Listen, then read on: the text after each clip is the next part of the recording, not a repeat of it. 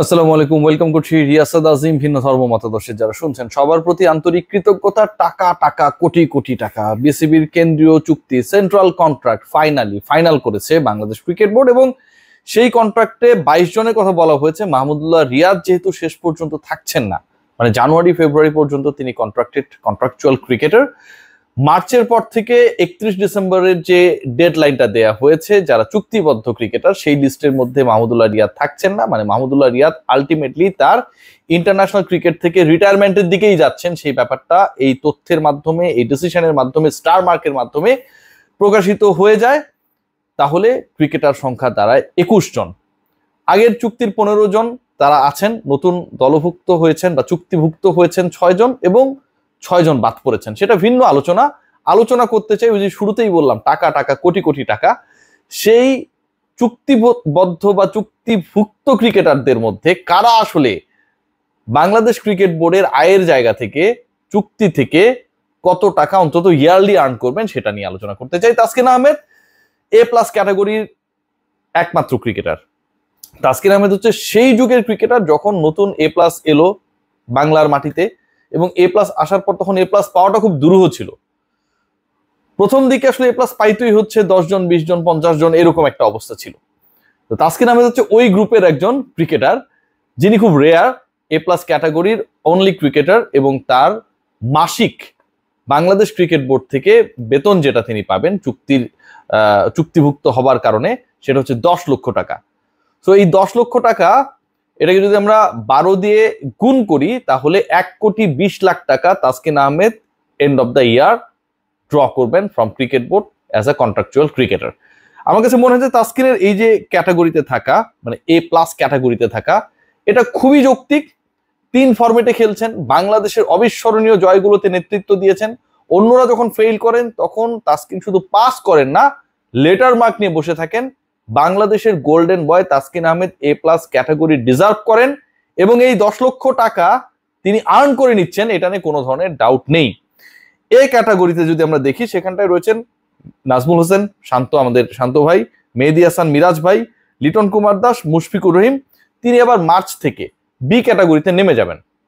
অর্থাৎ 3 জন cricketer ultimately আমরা যদি হিসাব করে দেখি, তারা হচ্ছে A ক্যাটাগরিতে থাকবেন। তাদের প্রতি মাসে বেতন হচ্ছে 8 লাখ টাকা।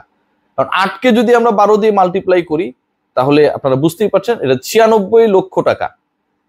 96 লক্ষ টাকা, প্রায় 1 কোটি টাকা ডিসেম্বরের 31 তারিখ পর্যন্ত তারা ড্র করবেন। 96 লক্ষ টাকা। আমার কাছে মনে হয় যে এই 96 লক্ষ টাকার ক্যাটাগরিটা আরেকবার আপনাদের মনে করে দিই। নাজমুল হোসেন শান্ত ক্যাপ্টেন, মেহেদী হাসান মিরাজ টেস্ট ক্যাপ্টেন হবার দৌড়ে খুব ভালোভাবেই রয়েছেন, লিটন কুমার দাস T20 ক্যাপ্টেন হবার আলোচনায় রয়েছেন। সো এই 3 জন ক্রিকেটার তারা হচ্ছে এভরি মান্থ 8 লাখ টাকা করে বাংলাদেশ ক্রিকেট বোর্ডের পক্ষ থেকে বেতন হিসেবে পাবেন। ক্যাটাগরি B তে যারা রয়েছেন তাদের বেতন হচ্ছে 6 লাখ টাকা, এবং এই ক্যাটাগরিতে রয়েছেন মুমিনুল হক, তাইজুল ইসলাম, মাহমুদুল্লাহ রিয়াদ। তিনি নাই, সো তার নামটা আমরা বাদ দিতেই পারি। তিনি হচ্ছে জানুয়ারি ফেব্রুয়ারি পর থেকে নিজেকে রাখতে চান না এখানটায়, একটু আগে বলছিলাম। মুমিনুল হক, তাইজুল ইসলাম, মুস্তাফিজুর রহমান, তাওহিদ হৃদয়, হাসান মাহমুদ এবং নাহিদ রানা, 6 জন ক্রিকেটার। এই যে 6 জন ক্রিকেটার, তার মধ্যে হচ্ছে নাহিদ রানা, হাসান মাহমুদ, মুস্তাফিজুর রহমান, এই পার্টিকুলার 3 ক্রিকেটার হচ্ছেন 3 জন পেসার। মুমিনুল হক, তাইজুল ইসলাম এবং তাওহিদ হৃদয়, এই 3 জনের মধ্যে একজন স্পিনার এবং 2 জন ব্যাটার। তারা প্রতি মাসে পাবেন 6 লাখ টাকা করে, এবং বাৎসরিক 1 বছর পরে তারা বাংলাদেশ ক্রিকেট বোর্ড থেকে ড্র করবেন 72 লাখ টাকা। খারাপ না কিন্তু অ্যামাউন্টটা, না? প্রতি মাসে 6 লাখ টাকা খুবই ভালো অ্যামাউন্ট, এবং পার ডে 20,000 টাকা মনে হয় আসে। বিশাল। ক্যাটাগরি C, 5টা ক্যাটাগরির C নাম্বার ক্যাটাগরি, এবং এই ক্যাটাগরিটা হচ্ছে 4th category. A+, A, B বলে ফেলেছি। C ক্যাটাগরির বেতন হচ্ছে প্রতি মাসে 4 লাখ টাকা করে। যারা এই ক্যাটাগরিতে রয়েছেন তারা 48 লক্ষ টাকা, প্রায় অর্ধ কোটি টাকা এন্ড অফ দ্য ইয়ার যদি আমরা পুরোটাকে যোগ করি তাহলে সেটা পেয়ে যাবেন।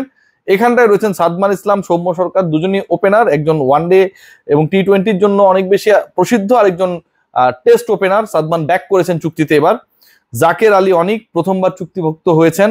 তানজিদ হাসান তামিম, তিনিও সম্ভবত প্রথমবার। শরীফুল ইসলাম, রিশাদ হোসেন, তানজিম হাসান, রিশাদ নতুন, তানজিম হাসান মানে সাকিব, ছোট সাকিব, এবং মেহেদী হাসান, শেখ মেহেদীর কথা বলা হচ্ছে। এখানকার এই যে ক্যাটাগরিটা, এটা টোটাল নাম্বার অফ ক্রিকেটার্স হচ্ছে এখানটায় 5 জন, 6 জন, 7 জন, 8 জন ক্রিকেটার। এই 8জন ক্রিকেটার ক্যাটাগরি সি তে রয়েছেন সাদমান, সৌম্য, জাকের, তানজিদ তামিম, তানজিম সাকিব, শরীফুল এবং রিশাদ, শেখ মেহেদী সহ তারা প্রতি মাসে 4 লাখ টাকা করে পাবেন। ক্যাটাগরি সি গ্রেডের ক্রিকেটাররা টোটাল 1 বছরে পাবেন 48 লাখ টাকা। এবং সবশেষ ক্যাটাগরিতে রয়েছেন ডি ক্যাটাগরিতে নাসুম আহমেদ এবং সৈয়দ খালেদ আহমেদ। তাদের মান্থলি বেতন যেটা চুক্তিভুক্ত ক্রিকেটার হিসেবে বাংলাদেশ ক্রিকেট বোর্ড যেটা দেবে তাদেরকে, সেটা হচ্ছে অনলি 2 লাখ টাকা। 2 লাখ টাকা অনেক টাকা, মানে সাধারণ চাকরি যারা করে তাদের 2 লাখ টাকা পর্যন্ত বেতন উঠতে অনেকের চাকরি 2-3 বার চলে যায়, নতুন নতুন জায়গায় তারা আবার জব খোঁজার চেষ্টা করে। সরকারি চাকরিজীবীদের সব মিলে 2 লাখ টাকা বেতন হতে হতে একদম সম্ভবত চাকরি শেষ বয়সের দিকে চলে যায়। সো বাংলাদেশের ডি ক্যাটাগরি জাতীয় দলের বা জাতীয় দলের আশপাশে অথবা বাংলাদেশ ক্রিকেট বোর্ডের কন্ট্রাক্টে যারা ক্যাটাগরি ডি তে থাকবে তারাও মান্থলি 2 লাখ টাকা করে ড্র করবে। বছর শেষে 24 লক্ষ টাকা পাবেন নাসুম আহমেদ এবং সৈয়দ খালেদ আহমেদ, এবং 1 বছরে তারা 24 লাখ আয় করবেন। 1 বছর শেষে তাসকিন আহমেদ আয় করবেন 1,20,00,000 টাকা। নাসুম আহমেদের একটু মন খারাপ করাই দিতে চাই, 1 বছর শেষে যখন তারটা এবং তাসকিনেরটা মেলাবেন দুজনের ব্যবধান হবে 96 লাখ টাকা। মন খারাপ করার মতোই, কোনো কিছু করার নাই। নাসুম এবং সৈয়দ খালেদ তারা নিশ্চয়ই পুরো বছরটাকে কাজে লাগানোর চেষ্টা করবেন যেন আপকামিং ইয়ার্স গুলোতে তারা আরো ভালো ক্যাটাগরিতে থাকতে পারে। সবাই ভালো থাকবেন। Take great care. টাকা টাকা টাকা। Take great care.